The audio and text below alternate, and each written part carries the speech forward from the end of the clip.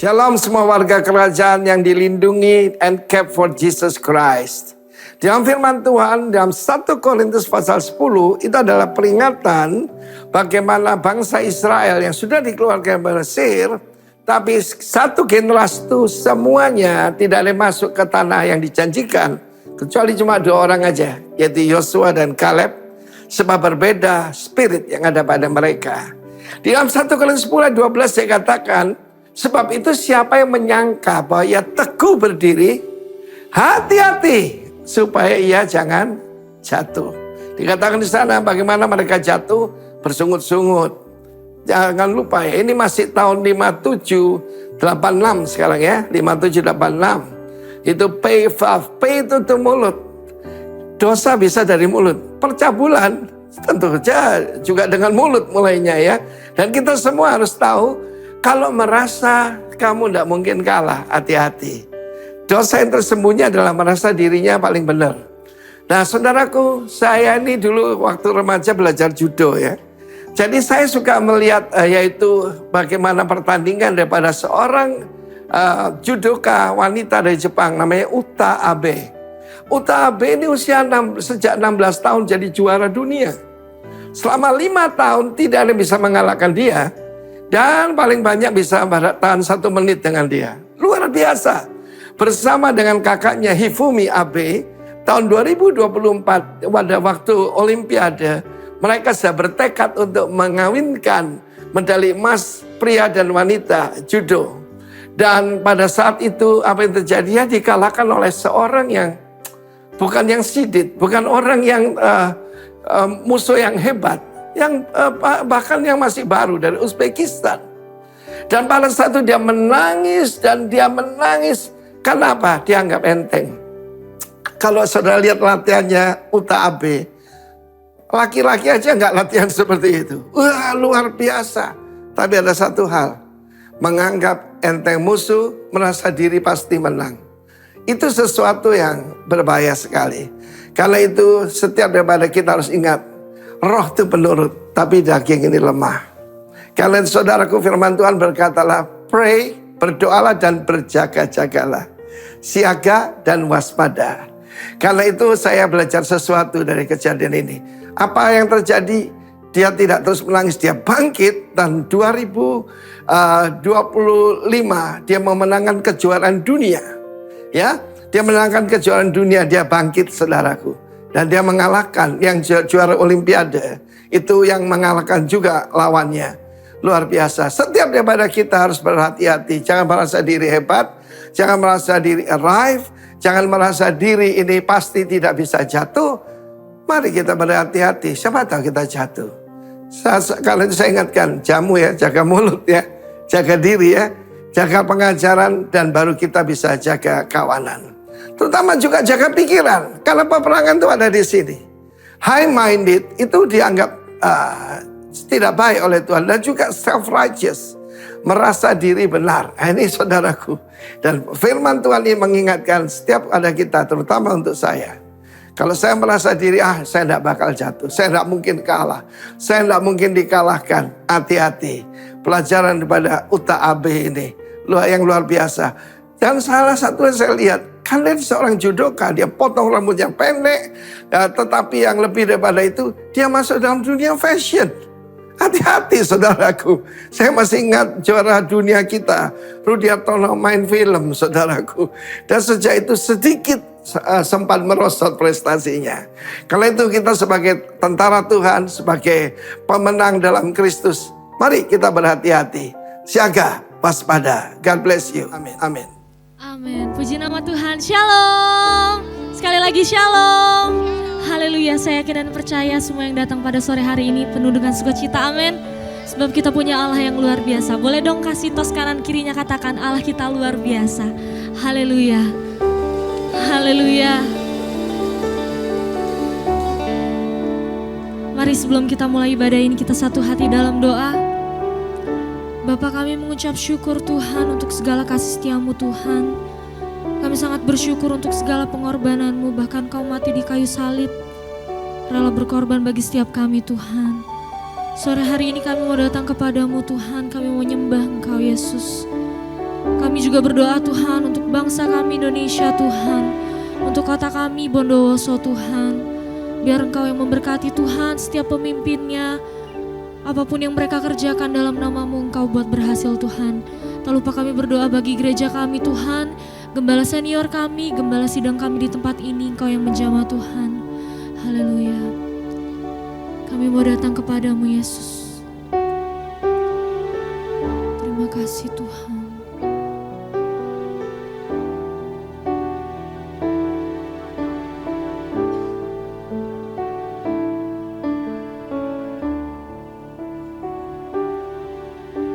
Tuhan hadir di bait kudusnya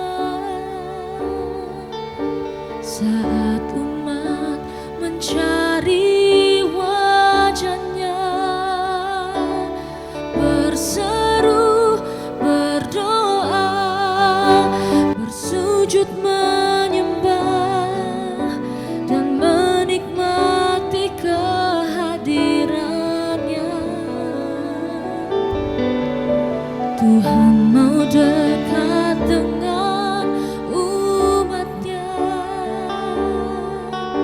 yang datang dengan segenap hatinya, berseru, berdoa,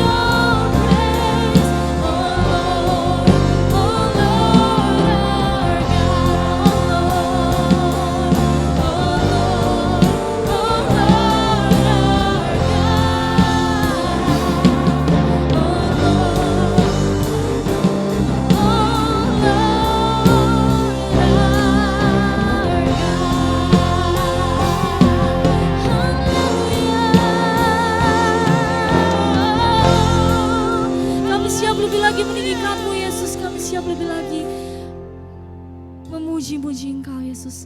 Datanglah kerajaan-Mu, jadilah kehendak-Mu di bumi seperti di surga. Haleluya, amin. Mari berikan tos kanan kiri, katakan Allah kita luar biasa, haleluya. Kami bersyukur Tuhan. Haleluya.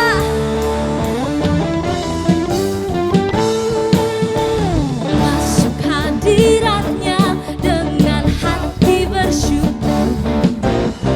Masuk gerbang-Nya dengan pujian. Oh, bermazmurlah bagi Dia, nyanyikan nyanyian baru, bersuka cita sekarang menyembah-Nya. Mari masuk, masuk hadirat-Nya dengan hati bersyukur. Masuk gerbang-Nya dengan pujian, bermazmurlah bagi Dia, nyanyikan nyanyian baru, bersuka cita sekarang, tinggikan Dia. Saat hati bersyukur dan jiwa pun bersuka, hadirat Allah nyata dalam pujian. Saat kami menyembah, datangan pun terangkat, Tuhan hadir dalam pujian umat-Nya. Kami percaya Kau hadir di tempat ini Yesus.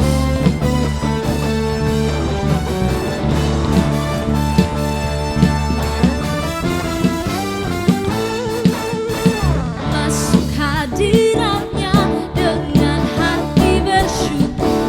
Haleluya. Dengan pujian, oh, bermazmurlah bagi Dia, nyanyikan nyanyian baru, bersuka cita sekarang menyembah Dia.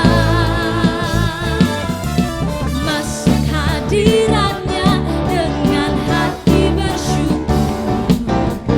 Masuk gerbang-Nya dengan pujian, bermazmurlah bagi Dia, nyanyikan nyanyian baru, bersuka cita sekarang, tinggikan Dia.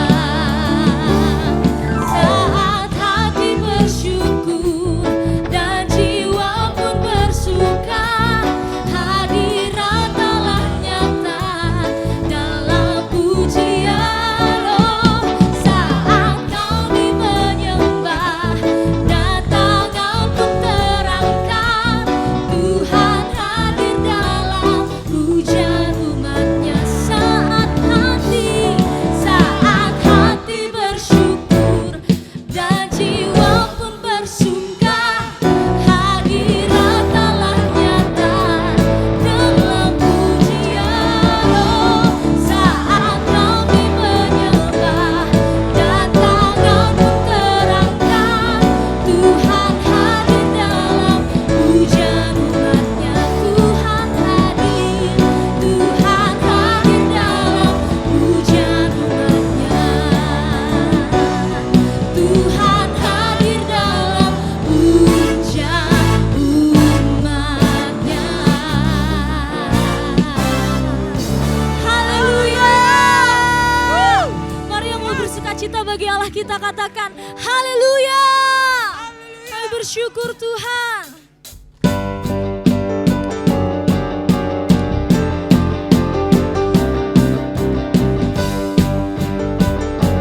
Haleluya. Pujian syukurku ku naikkan bagi-Mu, kasih dan rahmat-Mu tercurah bagiku, hidup bersama-Mu.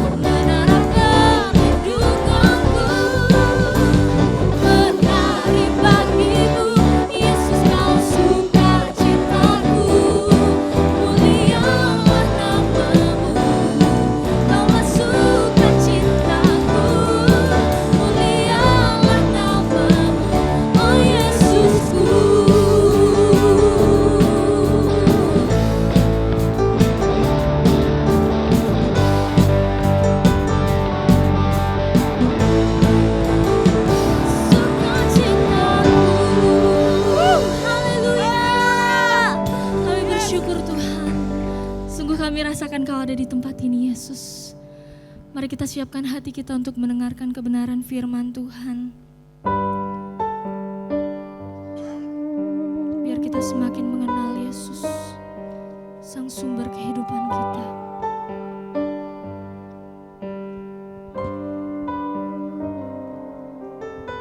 Bila ku buka mataku dan lihat wajah-Mu, ku terkagum. Bila ku lihat hidupku dan karya tangan-Mu, ku tersanjung karena semua yang baik dalam hidupku itulah karya-Mu. Kau beri kesempatan yang baru dan ku ingin mengenal-Mu, Tuhan, lebih dalam dari semua yang ku kenal. Tiada kasih yang melebihimu. Ku ada untuk menjadi penyembah-Mu.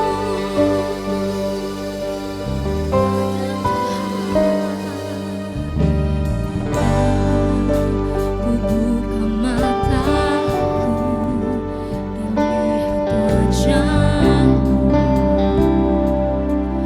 ku terkagum bila ku lihat hidupku dan karya tangan-Mu, Tuhan. Ku tersanjung karena semua yang baik dalam hidupku itulah karya-Mu, Yesus. Kau beri kesempatan yang baru dan ku ingin mengenal-Mu, Tuhan, lebih dalam dari semua yang ku kenal. Tiada kasih yang melebihimu. Ku ada untuk menjadi penyembah-Mu dan ku ingin mengenal-Mu, Tuhan, lebih dalam dari semua yang ku kenal. Tiada kasih yang melebihimu. Ku ada untuk menjadi penyembah-Mu. Ku ada untuk menjadi penyembah-Mu. Ku ada untuk menjadi penyembah-Mu.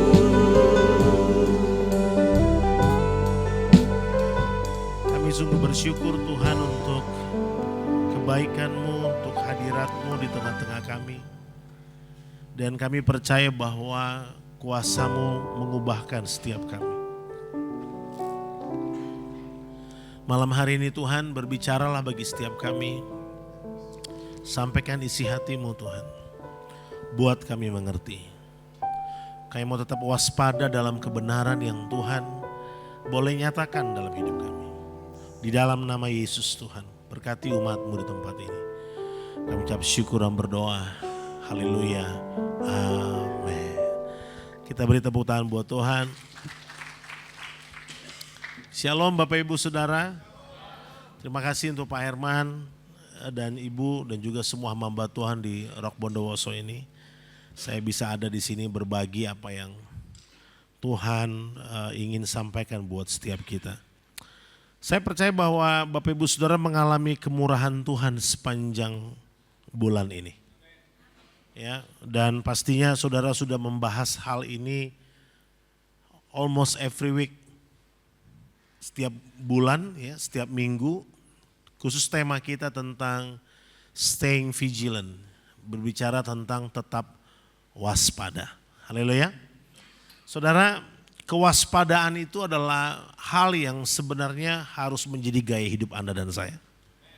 Sebab kalau kita tidak waspada, kita akan mudah sekali untuk terhasut. Kita akan sangat mudah untuk disusupi oleh hal-hal yang tidak menguntungkan hidup Anda. Maka kemudian kita menjadi orang yang bisa salah dalam keputusan kita, salah dalam langkah kehidupan, dan salah dalam banyak hal. Nah, hari ini kita mau belajar bagaimana kita waspada menjaga respon kita terhadap segala situasi yang ada di depan kita.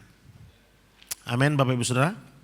Ya, kita harus waspada apa yang terjadi sekarang, bahwa memang iblis coba bergerak dengan begitu cepat, menggagalkan rencana Tuhan, mengacaukan visi Tuhan dalam kehidupan banyak orang percaya. Nah makanya orang percaya harus benar-benar tertanam, bertumbuh di dalam kebenaran firman. Amin. Itu harus menjadi patokan kita dulu. Dan gak boleh yang lain menjadi patokan kita. Nah sekarang bagaimana kita waspada, berjaga-jaga terhadap keadaan di sekitar kita. Berespon benar. Saya ingin membahas Matius pasal 11. Ayat yang pertama sampai dengan ayatnya yang ke-6. Bahwa kekecewaan bisa menjadi penghambat terbesar orang mengalami pertumbuhan. Karena kekecewaan itu bisa menyerang siapa saja. Ya. Enggak peduli dia jemaat, enggak peduli dia hamba Tuhan, enggak peduli dia adalah seorang yang punya kerohanian yang cukup luar biasa. Kekecewaan bisa menyerang siapa saja. Kita baca ya. Setelah Yesus selesai berpesan kepada ke-12 muridnya, pergilah ia dari sana untuk mengajar dan memberitakan Injil di dalam kota-kota mereka. Di dalam penjara, Yohanes mendengar tentang pekerjaan Kristus. Lalu menyuruh murid-muridnya bertanya kepadanya, engkaukah yang akan datang itu, atau haruskah kami menantikan orang lain? Yesus menjawab mereka, pergilah dan katakanlah kepada Yohanes apa yang kamu dengar dan kamu lihat. Orang buta melihat, orang lumpuh berjalan. Orang kusta menjadi tahir, orang tuli mendengar, orang mati dibangkitkan, dan kepada orang miskin diberitakan kabar baik. Dan berbahagialah orang yang tidak menjadi kecewa dan menolak aku. Saudara bayangkan, Yohanes tiba-tiba menjadi orang yang tadinya seperti tidak pernah mengenal Tuhan. Kenapa? Karena Yohanes berada dalam penjara. Nah waktu dia dalam penjara, dia tertekan dengan begitu rupa. Orang bisa kehilangan pengharapan ketika dia dalam tekanan yang begitu berat. Makanya jam tangan Tech Heuer itu mengeluarkan sebuah statement yang membuat jam tangan itu menjadi sangat mahal. Statementnya adalah don't crack under pressure. Jangan pecah ketika di bawah tekanan yang begitu berat sekalipun. Makanya dia dites di kedalaman laut, bahkan yang kadar garamnya begitu tinggi, apakah jam ini akan rusak dan sebagainya. Ternyata jam tangan itu bertahan dengan begitu luar biasa. Makanya moto mereka dikenal, don't crack under pressure. Jangan pecah ketika kamu dalam tekanan. Karena apa? Kalau dalam tekanan pecah, maka dia tidak lulus dalam ujian. Nah makanya saudara perhatikan, Yohanes seorang hamba Tuhan yang begitu luar biasa. Tiba-tiba dia bertanya, coba tanya, apakah dia Kristus yang kami beritakan itu, ataukah haruskah kami menunggu kembali? Dia kirim anak buahnya, murid-muridnya untuk ngecek, benarkah itu adalah Yesus yang mereka pikirkan atau ada yang lain? Seolah-olah saudaraku, Yohanes tidak mengenal siapa Yesus. Orang kalau kecewa saudara, bisa mendadak lupa ingatan. Halo? Betul enggak? Orang kalau kecewa bisa mendadak lupa ingatan. Itulah yang dialami oleh Yohanes. Dia tiba-tiba lupa, dia nggak tahu siapa yang dia hadapi. Tapi Yesus dengan kesabarannya berkata, saudaraku, bahwa orang buta melihat, orang lumpuh berjalan. Beritakanlah itu kepada dia. Saudara tahu nggak? Orang yang kecewa itu sama dengan orang yang menolak Tuhan. Halo? Sekali lagi, ayat yang 6 bilang apa? Berbahagialah orang yang tidak menjadi kecewa dan menolak aku. Kata dipakai situ dan. Berbahagialah orang yang tidak menjadi kecewa dan menolak aku. Bapak Ibu Saudara, Anda kecewa terhadap pemerintah sekalipun, Anda kecewa terhadap keluarga, Anda kecewa terhadap apapun, itu sama halnya di mata Tuhan, Anda menolak Tuhan. Yang bilang bukan Daniel Ray pasal 11 ayat 6. Tapi ini Alkitab yang bilang, saudara. Berbahagialah orang yang tidak menjadi kecewa dan. Makanya saya belajar saudara untuk hal ini. Saya nggak mau kecewa. Kalau ada sesuatu yang saya rasa nggak tepat, saya lebih baik ngomong. Habis itu saya minta maaf, selesai. Terlepas siapa yang benar, siapa yang salah. Tapi saya nggak mau menjadi pribadi yang menolak Tuhan. Artinya menolak Tuhan tuh gimana Bapak Ibu Saudara? Artinya gini, Anda tertutup akan visi yang Tuhan mau kerjakan dalam hidup saudara. Karena kalau kita kecewa, gairah kita sudah nggak ada saudara. Kita nggak mau pelayanan, ibadah ya malas-malesan. Kenapa? Kekecewaan begitu berat. Makanya kekecewaan adalah pembunuh iman. Kita perlu vigilant, kita perlu waspada terhadap hal ini. Mari cek dalam diri kita, masih adakah kekecewaan dalam hati saya dan saudara? Masih adakah kejengkelan? Mungkin awalnya jengkel, tapi kalau jengkel kelamaan itu bisa jadi kecewa saudara. Bisa menjadi pahit, karena apa? Dipupuk terus. Kita menjadi orang yang gak bisa menerima sebuah keadaan. Seandainya saya lahir dari keluarga yang punya jarum, mungkin hidup saya gak seperti ini. Masalah saya lahir dari keluarga yang punya jarum pentul. Bukan jarum yang itu. Jadi hidup saya seperti ini. Kita berandai-andai, seandainya. Kita gak pernah cukup puas dengan keberadaan kita. And what happened? Saya dan saudara kemudian makin jauh dari rencana Tuhan. Kenapa? Iman kita dibunuh secara perlahan. Dan bukan cuma sampai di situ Bapak Ibu Saudara. Tapi kekecewaan juga membunuh kemampuan Anda dan saya untuk mempercayai Tuhan. Kita mulai berpikir, Tuhan itu ada atau tidak? Makanya sering muncul pertanyaan kan, kalau Tuhan ada, kenapa ini terjadi? Kenapa itu terjadi? Seolah-olah Tuhan itu gak eksis.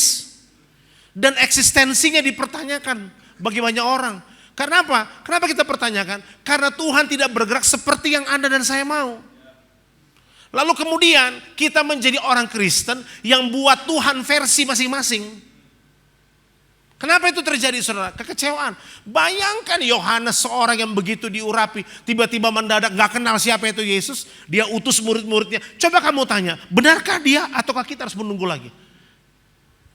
Saudara, ini bukan orang biasa Bapak Ibu Saudara. Ini Yohanes. Tapi kekecewaan membuat dia saudaraku mengalami hal yang tidak seharusnya dia alami. Dengar ini saudara. Kekecewaan itu selalu diikuti dengan penolakan akan pekerjaan Tuhan. Pertama dia tolak Tuhan. Yang kedua dia tolak pekerjaan Tuhan. Makanya kalau ada orang tiba-tiba nggak pelayanan itu kecewa. Sepi banget. Shalom. Maaf Bapak Ibu Saudara. Oh enggak Pak, saya lagi sabbatical. Waduh saudara. Enggak, orang kalau nggak mau pelayanan sekian lama, pelayanan kan harus di mimbar, di mana aja bisa pelayanan. Tapi kalau dia asyur nggak mau, kolektor nggak mau, doa nggak mau, semua nggak mau, itu bukan karena lagi sakit perut, tapi lagi kecewa. Karena orang kalau kecewa, dia tolak Tuhan dan dia tolak pelayanan. Haleluya. Maaf, survei membuktikan. Karena gini, saudara cinta Tuhan. Saudara pernah jatuh cinta? Masih jatuh cinta dong. Kalau ada jatuh cinta dan mencintai seseorang, saudara tidak akan pernah hitung-hitungan untuk memberi yang terbaik bagi orang yang saudara cintai. Kalau Anda bilang Anda cinta Tuhan, tapi Anda mau pelayanan, Anda cinta diri saudara sendiri. Sederhana kok. Kita merasa aduh nanti udahlah pelayanan hamba Tuhan beginilah. Saya dengar juga pelayanan di sana sini begini. Terserah. Tapi Anda dan saya harus tetap mengerjakan apa yang menjadi bagian kita di hadapan Tuhan. Kenapa saya katakan tadi kekecewaan pembunuh iman? Banyak orang nggak aware dengan ini. Dia nggak vigilant. Dia nggak menjadi orang yang waspada melihat itu. Mereka pikir itu hal biasa. Ini bukan hal biasa Bapak Ibu Saudara. Ini membuat Anda makin lama makin jauh. Karena kemudian ini menjadi pembunuh iman. Dia menjadi orang yang nyaman dengan keberadaannya. Sebuah survei bilang begini, 85% kekecewaan di dalam pekerjaan Tuhan menyebabkan orang meninggalkan Tuhan dan murtad.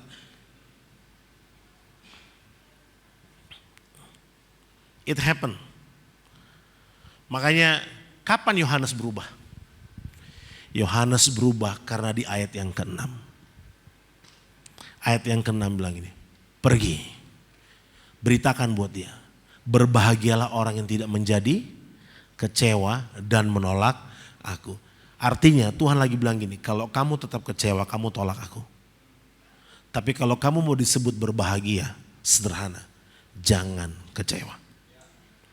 Hamba Tuhan sekali berYohanes saja saudaraku, bisa hilang arah ketika dalam tekanan. Makanya Bapak Ibu, kalau Anda dalam tekanan yang begitu berat, jangan pernah lepaskan firman Tuhan dari saudara. Amin. Kalau Anda dilatih berdoa di gereja, saudara dilatih berkomunitas di komsel, saudara dilatih melayani. Sebenarnya bukan karena gereja kekurangan orang, tapi untuk melatih otot-otot rohani kita. Supaya kita kuat menghadapi semua tantangan kehidupan. Kalau ada hal yang membuat kita bertahan hari ini, bukan karena yang lain. Kita bertahan cuma karena satu hal. Setiap kali mengalami proses, selalu ada jalan yang Tuhan buka untuk menolong Anda dan saya. Makanya saudara dalam Yohanes 16 ayat yang pertama dibilang, semuanya ini kukatakan kepadamu supaya kamu jangan kecewa dan menolak aku. Sama dengan Matius pasal 11. Semua ini dikatakan supaya kamu tidak menjadi kecewa dan menolak aku. Amsal pasal 18 ayat 19 bilang begini. Saudara yang dihianati lebih sulit dihampiri daripada kota yang kuat. Dan pertengkaran adalah seperti palang gapura sebuah puri. Saudara palang gapura kan? Nah dibilang gini, lebih paling sulit saudaraku untuk menghadapi orang yang kecewa. Karena apa? Karena firman Tuhan bilang orang yang kecewa akan membangun benteng untuk menolak firman Tuhan. Saudara mau bangun firman Tuhan model apapun, Anda mau tabur firman Tuhan model apapun, kalau dia kecewa, dia akan bangun sebuah benteng untuk menolak semua hal tentang kebaikan Tuhan. Makanya Bapak Ibu Saudara dengar baik, orang yang dihianati lebih sulit dihampiri daripada kota yang kuat. Ternyata harusnya kan gini, kota yang kuat lebih sulit dihampiri kan, betul gak? Karena punya apa? Punya tentara, punya pasukan, dan punya semuanya. Tapi ternyata orang yang kecewa lebih sulit dihampiri daripada kota yang kuat. Saudara kalau ketemu orang kecewa, lihat sendal lawannya aja dia udah pahit. Saudara. Ya. Wah sendalnya dia nih, gue kenal nih sendalnya dia nih. Pahit dia, marah dia, kenapa? Kecewa. Terjadi sebuah kekecewaan yang begitu berat. Makanya hamba-hamba Tuhan, kita semua hamba Tuhan, amin. Ya, kalau bukan hamba Tuhan, hambanya siapa kita? Kita semua hamba Tuhan. Saudara dan saya semua pelayanan. Haleluya. Jangan tinggalkan kekecewaan di hatimu. Ada dua kata dalam kata kecewa. Pertama kandalitso. Dari kata inilah kita kemudian mendengar kata skandal. Kandalitso. Yang kedua adalah pasya. Nah, dua kata ini punya padanan kata yang sama, punya arti yang sama.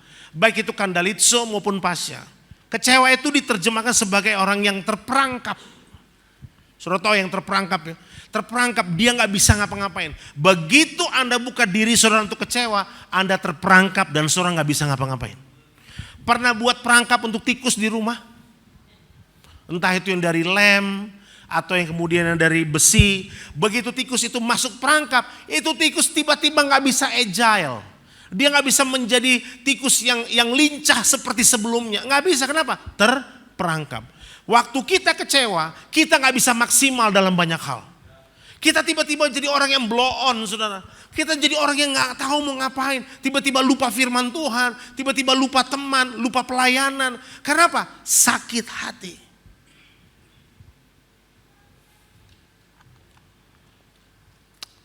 Haleluya. Karena Alkitab bilang, penyesat-penyesat itu akan datang. Dan pendurhaka demi pendurhaka itu juga akan hadir. Nah, jadi kecewa itu punya pengertian itu terperangkap. Enggak cuma itu, tersandung. Saudara, kalau tersandung itu sakit. Bukan tersanjung. Tersanjung itu sinetron. Ya, tapi apa saudara? Tersandung.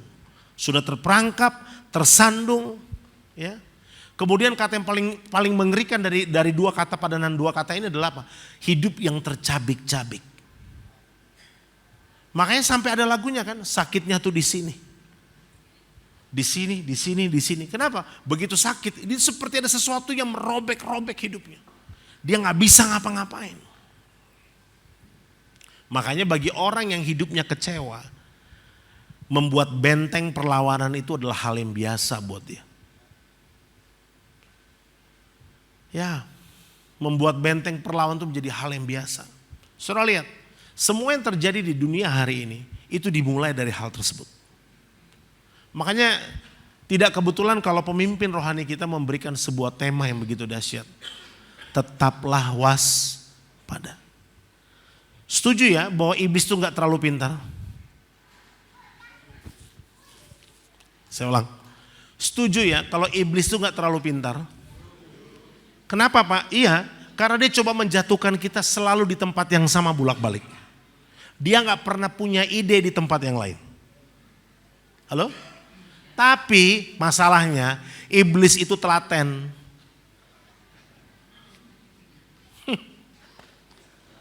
Halo? Iblis itu telaten. Nih ya, sebelum kita bertobat kita jatuhnya di titik A. Setelah kita bertobat kenal Tuhan, kita melayani, kita udah lupa kejatuhan yang itu. Kita udah gak pernah mau sentuh lagi hal itu. Tapi Alkitab bilang, iblis menunggu waktu yang tepat. Itulah ketelatenan dia. Kapan waktu yang tepat? Ketika kecewa datang, sakit hati datang, Anda mundur dari banyak hal. Celah itu ada, dia lihat, dia masuk di situ. Tanpa Anda sadari, Anda kembali ke dosa 25 tahun yang lalu. Anda kembali kepada pelanggaran 30 tahun lalu. Anda kembali kepada pelanggaran yang 1 tahun lalu Anda sudah bereskan. Kembali lagi. Kenapa? Karena itu tadi, dia telaten, kita kurang. Capek, gak doa. Capek pelayanan. Kita pikir kalau kita udah pelayanan begini, that's enough. Maaf ya, ini pekerjaan Tuhan, bukan melayani Tuhan. Melayani Tuhan itu berbeda dengan melayani pekerjaan Tuhan.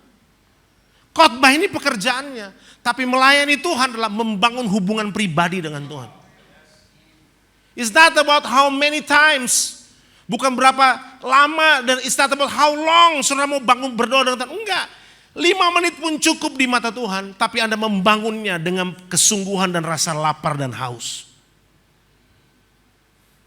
Kita gak cukup telaten baca firman Bapak Ibu Saudara. Ada banyak orang baca firman kalau dia sudah dalam keadaan tekanan. Tapi dia gak cukup telaten untuk setiap hari mendisiplin dirinya berdoa. Mendisiplin dirinya berpuasa. Mendisiplin dirinya. Apalagi kita para pelayan-pelayan Tuhan harus lebih banyak berdoa. Haleluya. Kita gak cukup telaten. Sementara dia bolos si bolis itu dia telaten. Dia tunggu kapan. Kapan kamu lemah. Kapan kamu marah-marah, kapan kamu pahit, dia tunggu. Waktu kita dalam keadaan lemah, itulah kesempatan terbaik untuk dia masuk. And what happened? Hidupmu tercabik-cabik. Kandalitso. Pasya. It happens. Kita menjadi orang yang gak bisa mengkontrol diri kita lagi. Dan akhirnya apa? Kita membangun benteng yang begitu rupa, begitu besar untuk menolak firman Tuhan. Makanya kenapa firman Tuhan berkata waspadalah. Ini bukan waspadanya Bang Napi. Tapi ini waspada. Karena penyesat itu akan datang. Dan bahkan Alkitab bilang gini, pendurhaka itu sudah ada. Tapi dia belum bisa bergerak lebih lagi. Saudara tahu kenapa pendurhaka itu sudah ada bergerak dan dia belum bisa bergerak lebih banyak lagi? Sederhana, Roh Kudus masih ada atas gerejanya. Haleluya. Masih ada Parakletos. Dia masih berdiam dalam hati manusia. Itu sebabnya sering-seringlah berbicara dengan Roh Kudus yang ada di dalam kita. Waktu saudara membangun hubungan yang begitu erat dengan Tuhan, Anda sedang menutup celah untuk kemudian kekecewaan itu masuk. Kita bisa kecewa dalam banyak hal Bapak Ibu Saudara. Ada orang kecewa karena gak disalam, ada loh saudara. Dia kecewa, ada yang satu lagi gak disalam, ada yang satu disalam, tapi waktu disalam kita melengos. Kecewa. Ada orang kecewa karena lihat tetangganya lebih cantik dari dia. Kecewa saudara. Sekarang ada hobi baru Pak di Jakarta. Pelihara babi. Kalau dulu kan pelihara anjing. Orang pelihara anjing, sekarang mal-mal di Jakarta orang bawa anjing ke dalam mal. Didandanin secantik mungkin. Lalu kemudian mereka bilang, come to mommy. Saya bilang buat jemaat, bertobat kamu. Sebab anjing tidak diciptakan serupa dan segambar dengan manusia. Awal mereka tersinggung. Saya bilang terserah kamu tersinggung, it's not my business. Bagian saya sebagai hamba Tuhan, saya bicara kebenaran. Come to mommy, come to papa.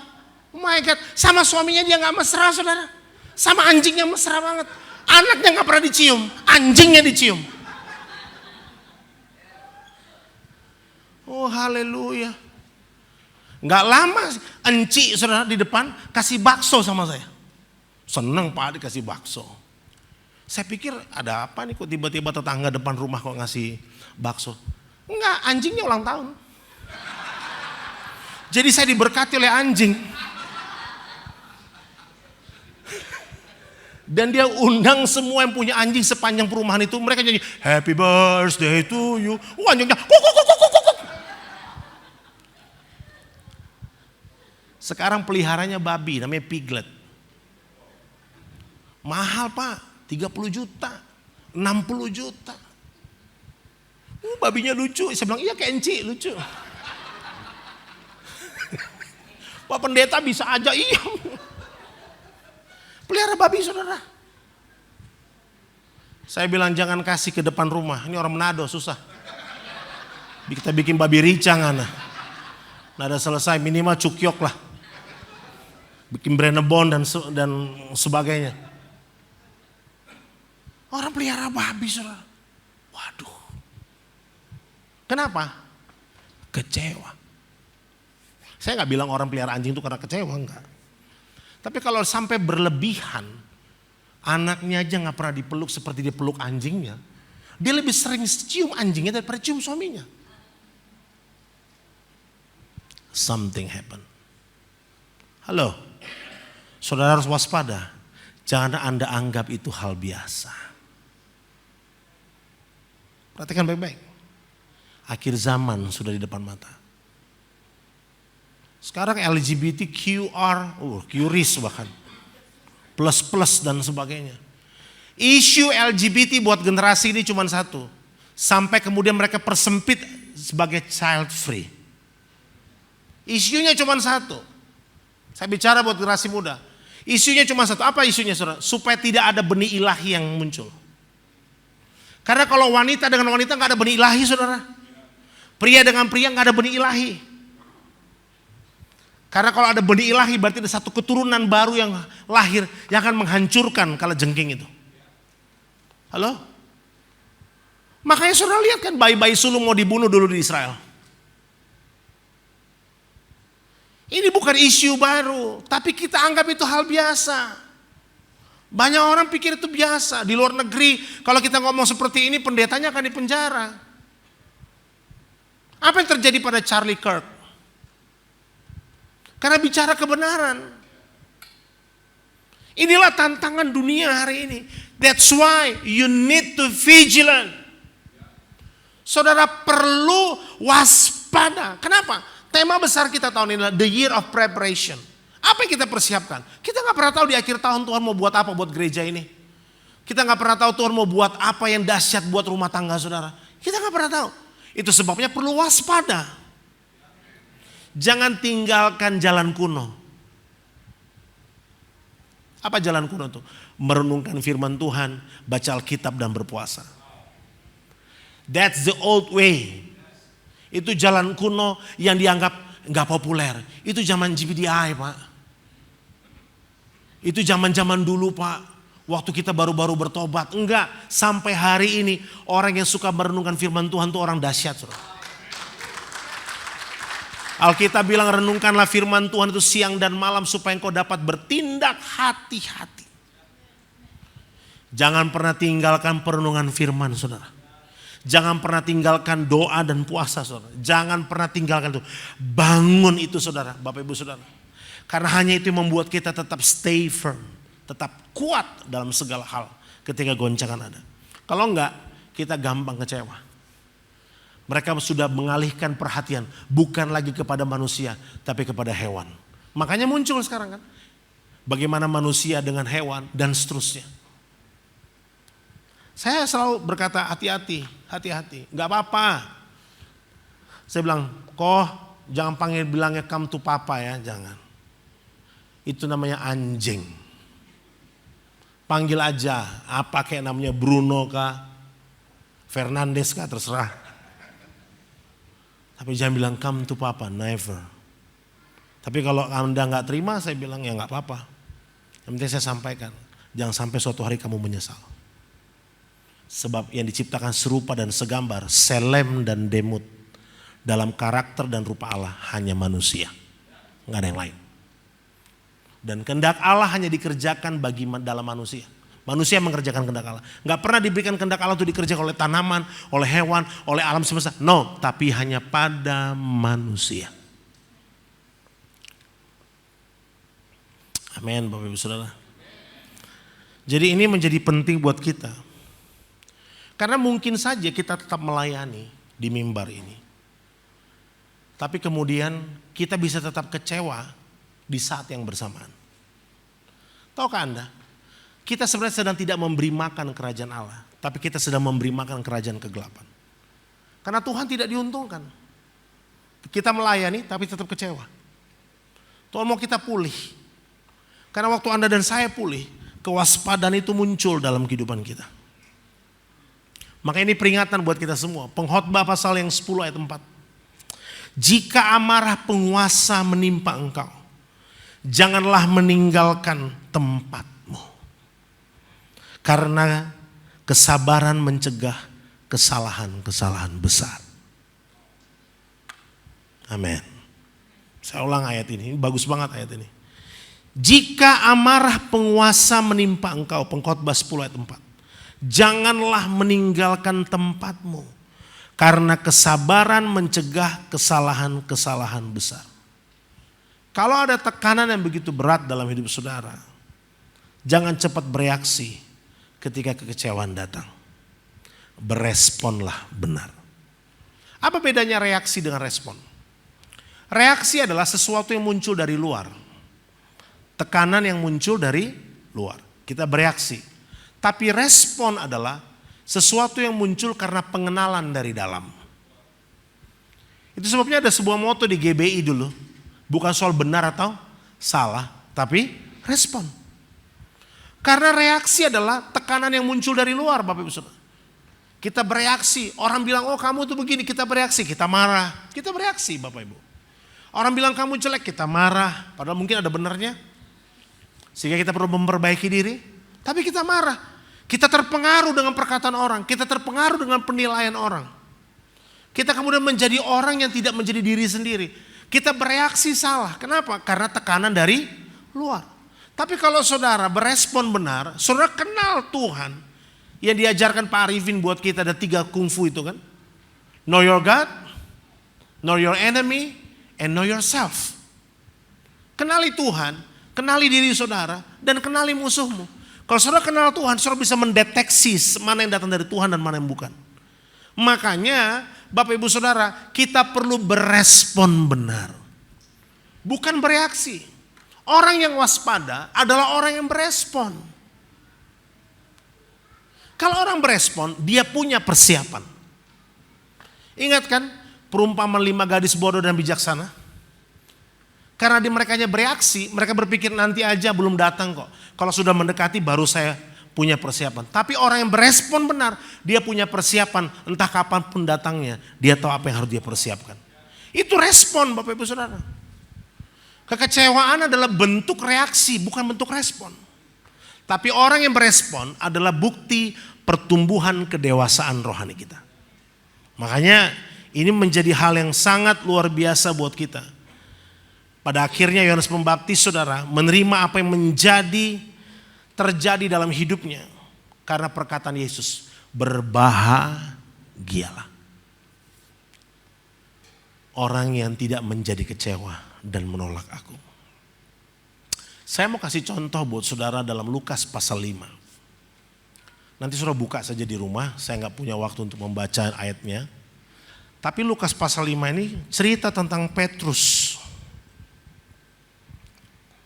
Petrus ini kan nelayan nih, betul ya saudara? Nelayan yang pinter, sangat pinter. Tapi sepanjang malam dia gak dapat ikan Bapak Ibu. Sudah pasti tahu cerita itu kan? Dia gak dapat ikan. Waktu Petrus gak dapat ikan, Yesus bilang buat dia, bertolaklah ke tempat yang lebih dalam. Saudara tahu gak statementnya Petrus pada waktu mendengarkan Yesus berkata itu? Dia bilang apa? Guru. Apa saudara? Guru. Artinya Petrus memposisikan Yesus bukan sebagai Tuhan, tapi sebagai guru. Itu penting saudara. Mari kritisi sebentar. Dia bilang guru. Waktu dia bilang guru baru dia bilang apa? Sepanjang malam kan. Semalam-malaman kami gak dapat. Dia lupa siapa yang berbicara dengan dia. Dia hanya posisikan Yesus sebagai guru. Saya tanya, saudara posisikan Yesus sebagai apa dalam hidup saudara? Itu penting. Reaksi dan respon akan kelihatan pada saat yang bersamaan. Dia bilang apa? Guru, sudah sepala-malaman kami gak dapat. Tapi Petrus bilang, karena engkau yang mengatakannya. Siapa yang dibilang engkau yang mengatakannya? Guru. Dia hanya meletakkan sebuah predikat guru pada Yesus dalam Lukas pasal 5. Makanya Petrus dapat ikan gak saudara? Dapat. Dapat ya? Tapi jalannya gimana saudara? Kenapa? Bukan karena ikannya banyak. Karena Petrus tidak punya cukup kapasitas untuk menerima kapasitas Tuhan.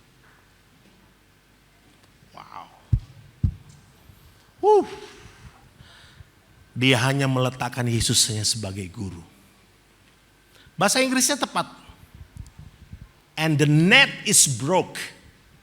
What it mean the nets? Saudara tahu nets itu ya? Itu bukan cuma sekedar jala biasa, bukan. That's your safety net. Ada 152 jenis ikan di situ saudaraku. Semua masuk tapi bocor di saat yang bersamaan. Ada banyak kita punya karunia, punya talenta, punya semua. Koneksi masuk buat kita. Tapi mereka hilang begitu juga. Kenapa? Karena safety net kita gak cukup kuat untuk menampung kapasitas yang lebih besar. Karena apa? Karena kita tidak menempatkan Tuhan pada posisi yang utama. Tapi berbeda ketika Yohanes pasal 21. Petrus kecewa saudara. Lihat ya, orang kalau kecewa dia akan kembali pada profesi lamanya.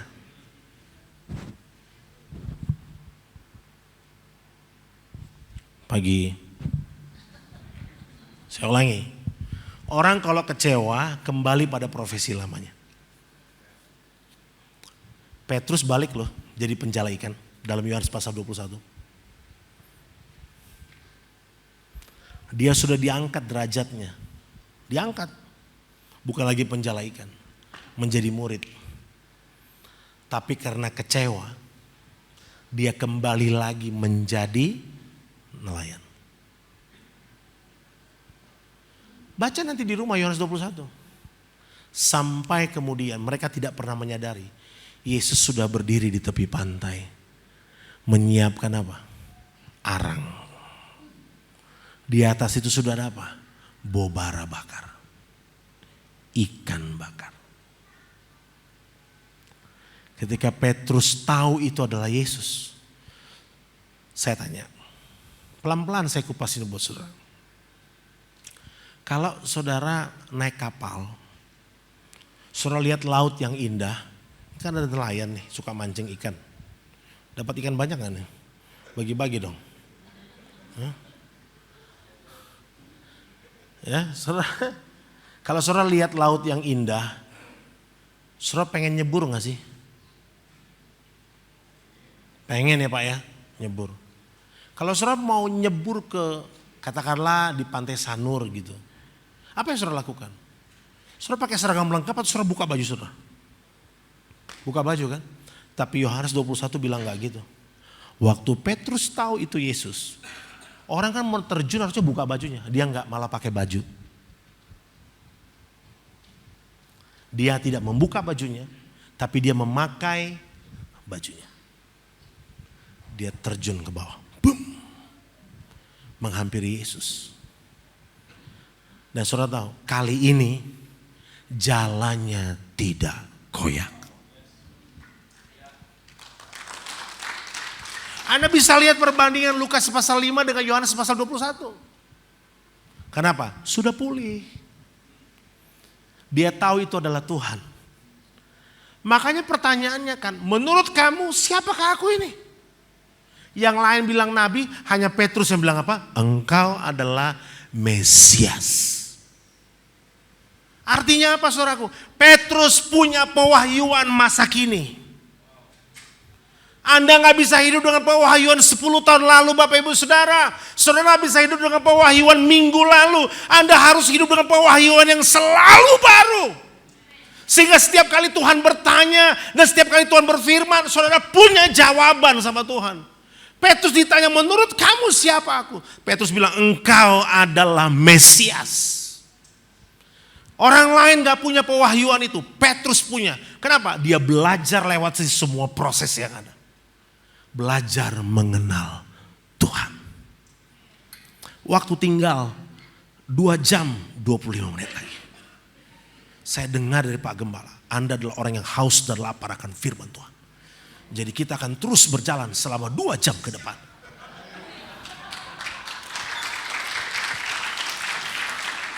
Haleluya. Pastikan safety netmu tidak robek lagi. Hari itu Petrus memancing. Jumlah ikannya sama. Tapi jalannya enggak robek. Karena buat Petrus, Yesus bukan lagi guru. Maka Tuhan bilang gini, kamu bukan lagi penjala manusia. Kamu bukan penjala ikan, tapi kamu penjala manusia.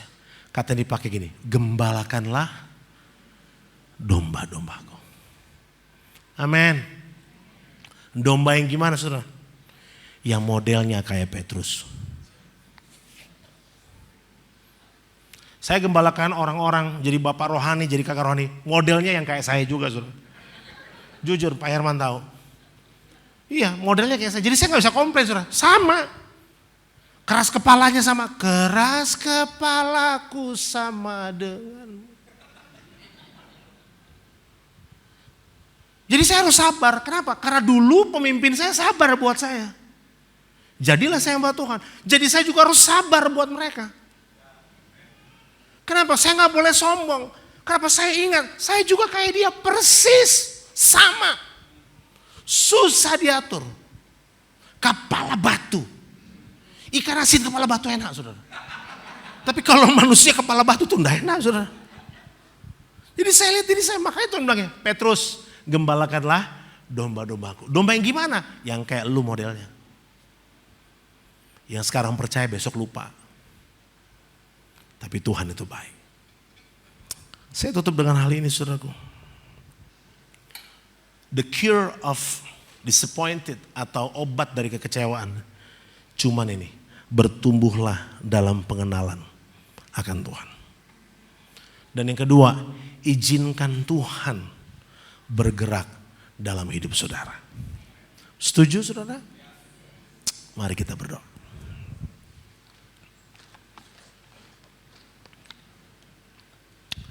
Bangkit berdiri Bapak Ibu Saudara. Sebelum saya serahkan pada Pak Herman, saya rindu untuk berdoa buat Bapak Ibu Saudara di tempat ini. Kekecewaan bisa datang pada siapapun. Enggak pandang level strata kehidupan manusia.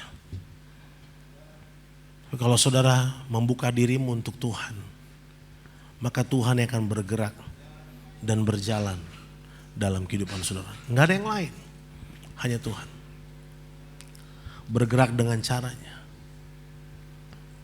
Mari angkat kedua tangan saudara. Ku sembah Engkau Yesus, hanya Engkau Allah di hidupku, tiada yang lain, hanya Engkau, hanya Engkau Tuhan selamanya. Kau tetap Allah, walau dunia semua bergoncang, tak tergoyahkan. Kau tetap Allah, kami sembah. Ku sembah Engkau Yesus, hanya Engkau Allah di hidupku, tiada yang lain, hanya Engkau, hanya Engkau Tuhan selamanya. Walau dunia semua bergoncang,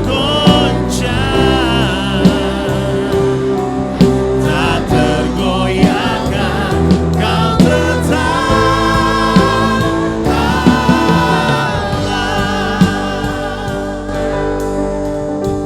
Sembuhkan yang sakit malam hari ini Tuhan.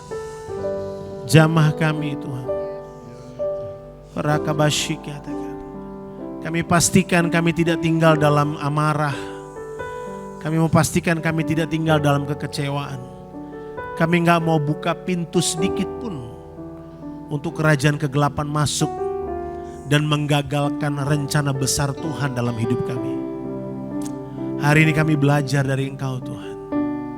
Kami mau tetap waspada, berespon benar terhadap keadaan yang ada di sekitar kami. Karena kami tahu waktu kami berespon benar, kuasa-Mu dinyatakan bagi kami. Berkati gereja ini Tuhan. Berkati hamba-Mu gembala di tempat ini. Para pengerja, Tuhan tolong. Kami melihat ada pertumbuhan jiwa-jiwa. Pertumbuhan secara iman. Bergerak terus sesuai dengan arahan Tuhan. Kami mau waspada terhadap kota ini Tuhan. Berjaga-jaga atas kota ini. Kami percaya kota ini diberkati Tuhan. Pakai gereja-Mu di tempat ini Tuhan. Pakai umat-Mu, hamba-hamba-Mu di tempat ini. Menjadi teladan atas kota ini. Terima kasih Bapa. Dalam nama Yesus. Ku sembah. Saya mengundang para pelayan perjamuan untuk maju ke depan. Haleluya. Yang bertugas saya silakan. Hanya Engkau Tuhan, ya Allah di hidup, tiada yang lain, tiada yang lain, hanya Kau, hanya Engkau Tuhan selamanya. Kau tetap Allah, walau dunia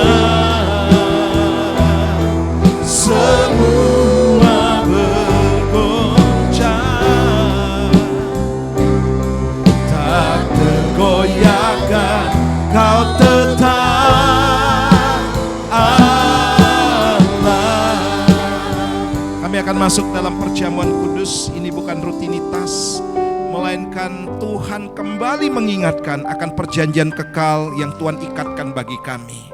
Terima kasih untuk firman Tuhan yang mengajar kami untuk tidak hidup dalam kekecewaan yang membahayakan iman kami, yang bisa memutus hubungan kami dengan Tuhan. Biarlah Tuhan roh damai sejahtera, roh yang memberikan kami kemampuan Tuhan untuk hidup dalam kebenaran-Mu hadir. Dan ketika kami menikmati perjamuan kudus, kami kembali Tuhan mengingat akan kebaikan demi kebaikan Tuhan. Jamaah kami yang melayani maupun yang dilayani Tuhan, suci kuduskan setiap media yang kami pakai. Nama berdoa juga bagi kami yang sakit, sembuhkan dalam nama Yesus. Kekuatan baru kami dapatkan hari ini Tuhan. Terpujilah nama-Mu dalam nama Tuhan Yesus, haleluya. Amin. Silakan duduk Bapak Ibu. Betapa dahsyat Engkau Tuhan, pencipta segala yang ada. Dulu, sekarang, sampai selamanya, hanya Engkau Tuhan. Tak terselami, tak terselami pikiran-Mu. Tak terukur panjang setiamu. Dulu, sekarang, sampai selamanya, hanya Engkau Tuhan. Mari yang sudah terima roti dan anggur, kita bangkit berdiri Bapak Ibu. Haleluya, ya Yesus, hanya Engkau Allah di hidup, tiada yang lain, tiada yang lain, hanya Kau, hanya Engkau Tuhan selamanya. Kau tetap Allah, walau dunia semua bergoncang, tak tergoyahkan, tak tergoyahkan. Kau tetap Allah. Ku sembah Kau Tuhan, ku sembah Engkau Yesus, hanya Engkau yang Allah di hidupku, tiada yang lain, hanya Kau Tuhan yang selamanya, selamanya. Kau tetap Allah, walau dunia semua bergoncang, tak tergoyahkan. Kau tetap Allah, Kau tetap Allah, Kau tetap sekali lagi, Kau tetap Allah, Kau tetap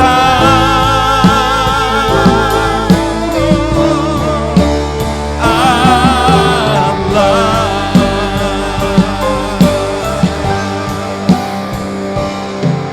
Mari angkat roti melebihi kepala kita, tanda kita menghargai, menghormati karya Kristus di kayu salib.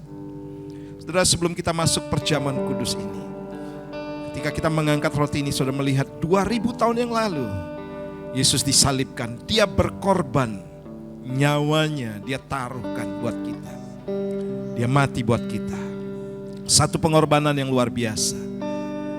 Dan itulah yang Tuhan mau juga kita lakukan. Mau berkorban, bukan untuk mementingkan diri kita sendiri, melainkan untuk menyelamatkan keluargamu, menyelamatkan seisi rumahmu. Dengan kau datang kepada Tuhan, kau tekun, kau rajin, sesungguhnya ada korban yang kau persembahkan untuk keselamatan bagi banyak orang. Kami bersyukur Bapa, Saudara dengar firman Tuhan, malam waktu Yesus disalib, dia mengambil roti dan memecah-mecahkannya. Dia berkata, ini adalah roti yang dipecah-pecahkan bagimu, dan perbuatlah setiap kali engkau mengingat akan daku. Percayakah jemaat Tuhan bahwa roti di tangan kanan kita adalah persekutuan kita dengan tubuh Kristus? Makan di dalam nama Tuhan Yesus Kristus.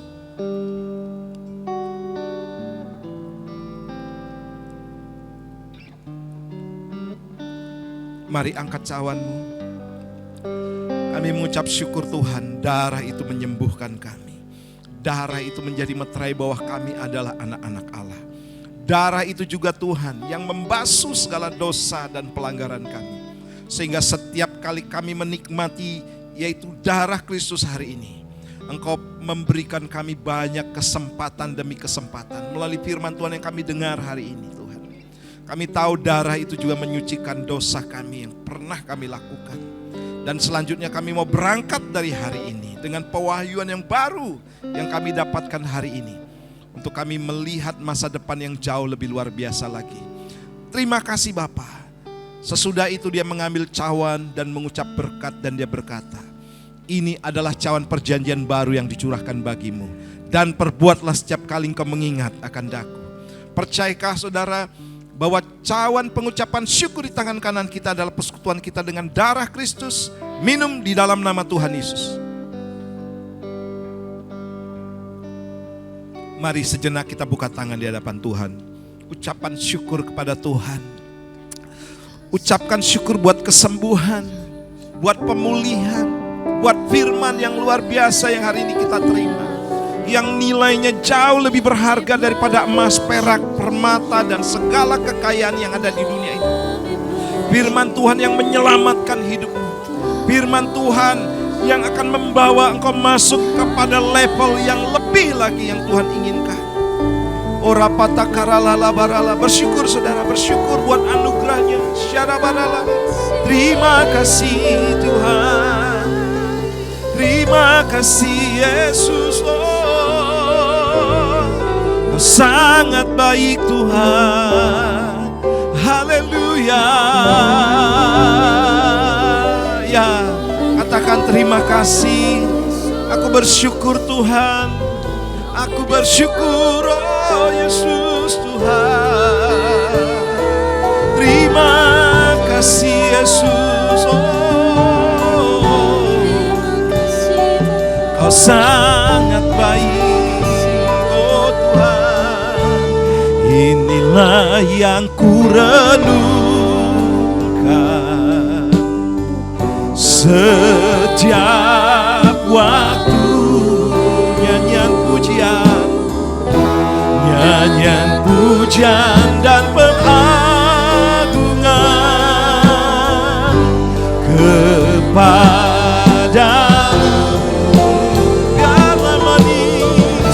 Biarlah manis kau dengar ya Tuhan. Manis kau dengar Tuhan. Dan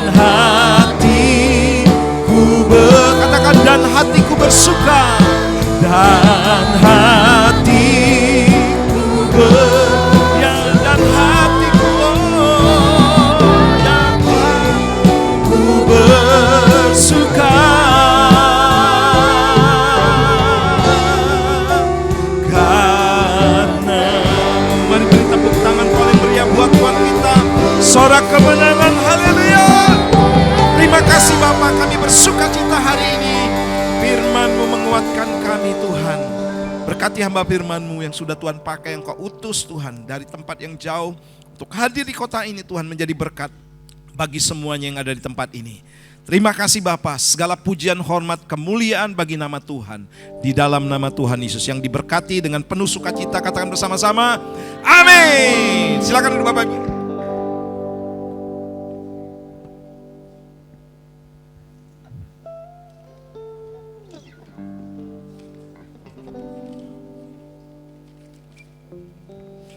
Haleluya, haleluya. Ya, saya sampaikan pengumuman ibadah minggu sore ini. Ya, salam dalam kasih Tuhan Yesus Kristus. Kami segenap Jemaat Rock Bondowoso mengucapkan terima kasih atas pelayanan Pastor Daniel Ray ya, dari Jakarta. Yang telah melayani ibadah hari ini, Tuhan Yesus memberkati pelayanan dan keluarga Bapak. Ya, saatnya kita akan menabur buat pekerjaan Tuhan, yaitu ada 2 amplop, yang putih ini persembahan umum dan yang hijau persembahan misi. Untuk itu saya akan bacakan ada firman Tuhan di dalam Matius 28 ayat 19 dan 20. Karena itu pergilah, jadikanlah semua bangsa muridku dan baptislah mereka dalam nama Bapa dan Anak dan Roh Kudus, dan ajarlah mereka melakukan segala sesuatu yang telah kuperintahkan kepadamu. Dan ketahuilah, aku menyertai kamu senantiasa sampai kepada akhir zaman. Haleluya, haleluya. Ya, ada satu pengumuman untuk tambahan. Ada ibadah PWG akan diadakan besok hari Senin tanggal 20 Oktober, yaitu ibadah bulanan jam 5 sore. Ibadah PWG itu bertempat di Rock Bondowoso. Bagi kaum ibu-ibu atau wanita yang tidak berhalangan, silakan hadir. Ya, terima kasih. Saatnya kita berdoa. Hamba bersyukur dan berterima kasih Bapa Surgawi atas segala berkat-berkat yang telah Engkau berikan kepada kami. Kami akan menabur, setiap taburan ini kudus sucikan. Terima kasih Bapa, hanya di dalam satu nama Yesus Kristus, Juru Selamat dan Penolong serta memberi berkat kepada kami. Haleluya, amin. Silakan menabur.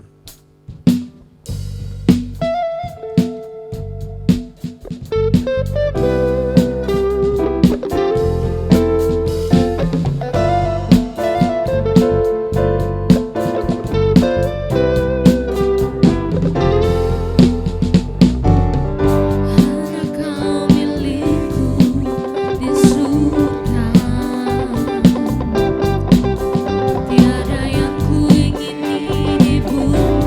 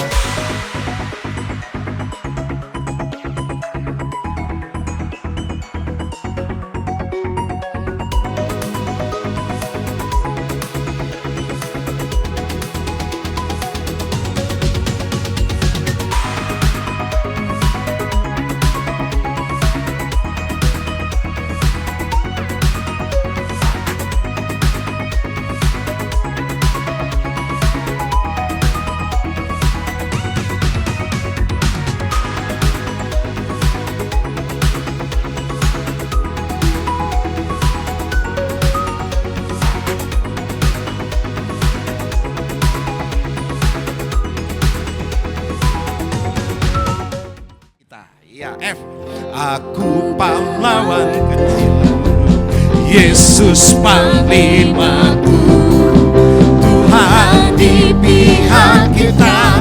Siapakah? Katakan tidak ada. Aku. Mohon yang masih duduk di bangku jemaat, ayo Shauli ke depan kereta. Tuhan di pihak kita, siapakah lawan kita? Tidak ada. Aku pahlawan. Orang tua dampingi mereka, doakan, tumpang tangan. Kita perkatakan perkataan profetik kekuatan buat mereka. Haleluya, sekali lagi. Aku pahlawan. Mari bangkit berdiri Bapak Ibu. Haleluya. Aku pahlawan kecil. Yesus. Kita bangkit berdiri yuk sama-sama. Kita berdoa bersama-sama orang tua dan juga jemaat pekerja semuanya di tempat ini. Siapakah lawan kita? Tidak ada.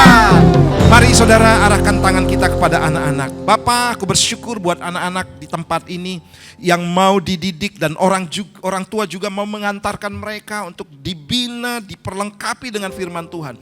Sebab kami yakin Tuhan, firman Tuhan kebenaran itu akan menghantar kepada masa depan yang luar biasa.